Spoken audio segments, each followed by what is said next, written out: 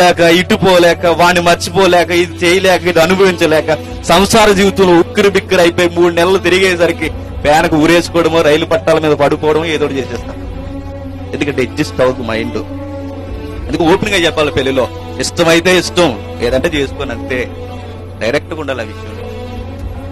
రెండు విషయాల్లో పక్కా నేను పదే చెబుతుంటాను. ఇల్లు కట్టే విషయంలో ఆలోచన లేకుండా ఇల్లు కట్టినా, వివాహ విషయంలో ఆలోచన లేకుండా వివాహం చేసుకున్నా, 2 మరలా చేద్దామని లేక వెనక్కి తిరిగి చూడడానికి ఏమీ ఉండదు. సమప్త ఓగయ అంతే, అయిపోతే జరగాల్సిందంతా. ఈ 2 విషయాలు ఆలోచనతో గల ఖచ్చితంగా. కానీ యువతకు అది తెలియదు.